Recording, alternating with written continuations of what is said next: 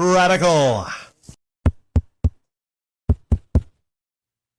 Situation where I had a upload planned and then some more things happened, so I have more things to say about the Los Angeles Lakers.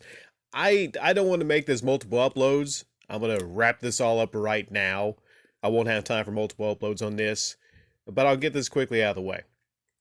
And then I'll go into talking about the Lakers-Blazers game. It's just so much to talk about here. LeBron James basically admitted that the Lakers cannot compete with teams like the Milwaukee Bucks. They got destroyed by the Bucks.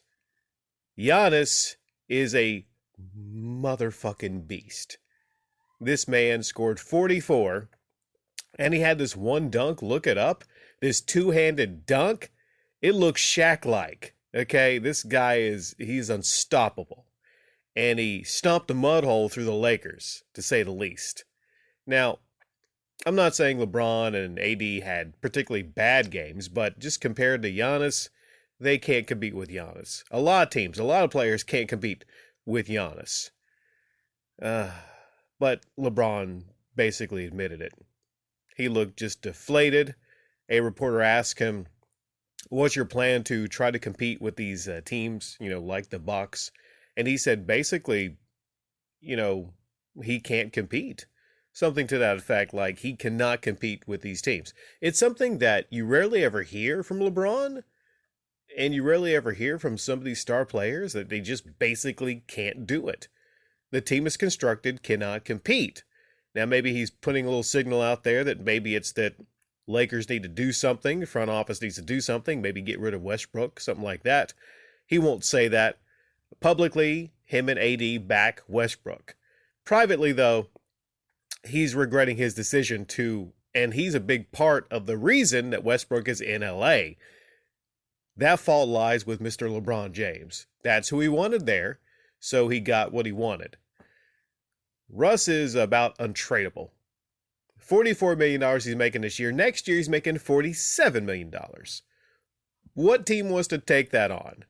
The Lakers would have to package a whole lot of assets to move Russell Westbrook, unless it's a team that just wants to do them a favor. So that's a problem also. Russell Westbrook he played in that game, but they benched him, I think, in the third quarter, didn't play the fourth quarter. Here's the weird thing. The team started making a little bit of a run after Westbrook was benched. So you're thinking, okay, that's the solution. All they got to do is either bench Russell Westbrook for the rest of the season or try to trade him, and then everything's fine. Only thing it's not, because moving ahead, and like I said, I don't have really time to go over all this, moving ahead to the Blazers game, Russell Westbrook was not playing. The only game of this season he was not playing, supposedly he had lower back tightness. I don't believe that. I think they told him to take the night off, brother. Oh, wait. Zooming back. Okay, I gotta fit this in here. Zooming back, there's this hilarious moment during the end of the game, about 3 seconds left, and Russell Westbrook goes over to LeBron and AD, who are sitting beside of each other. He's like, patting them on the back and everything, he's like trying to console them and say, hey, it's okay, you guys. And when asked by a reporter what Russell Westbrook was saying, he said, hey, I couldn't help you guys. I mean, it's beyond my control. I couldn't help you guys. Like, the lack of self-awareness that Russell Westbrook has to not understand that he's a part of the big problem why they're not doing that well. He's a part of the problem, just a part of it. But he's still thinking, he said that he feels like, given his resume, he deserves to be in there in the closing moments of games. Okay, no one deserves to be in there in the closing moments of games if you are not doing the work to help your team. If you're throwing the ball away, if you're Westbrooking it, then you don't deserve to be in there. Plain and simple. That's the problem with Westbrook, though. He's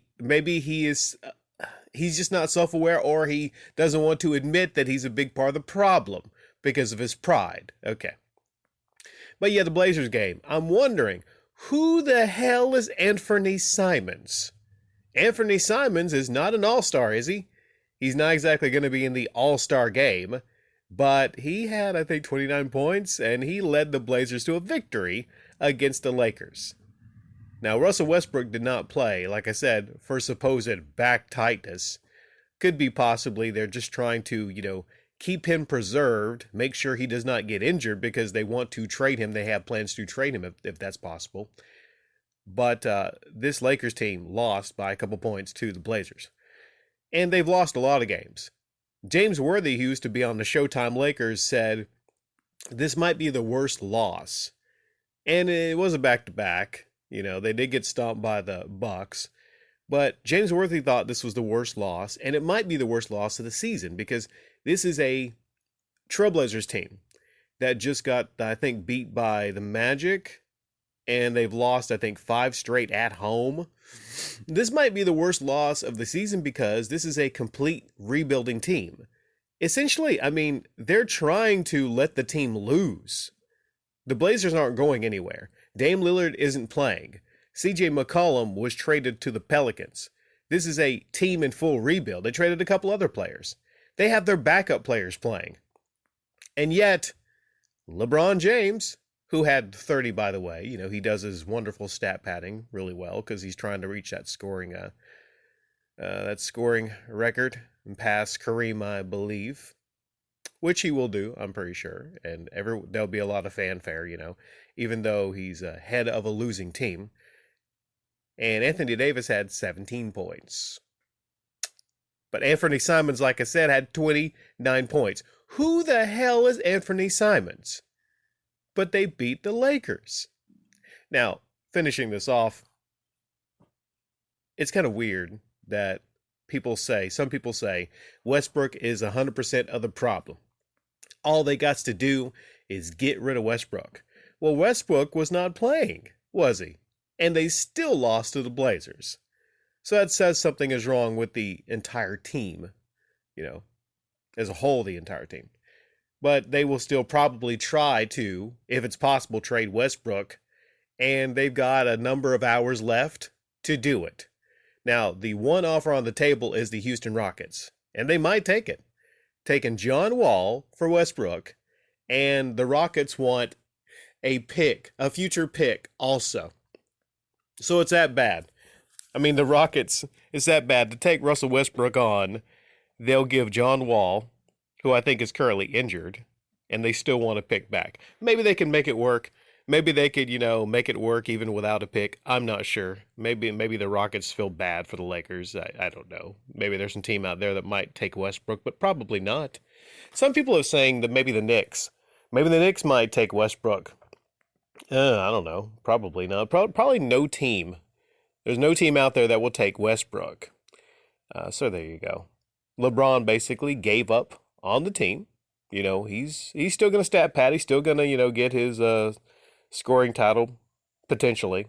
But he gave up on his team. AD is just disconnected.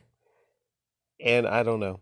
I don't know what to say about the Lakers, But that's all I got to say right now. It's all I got time to say right now. I could probably say more, but there you go. The LA Lakers, complete dumpster fire. Just complete, What's your solutions? Any of you that are fans of the Lakers, what would be your solutions to fix the Lakers?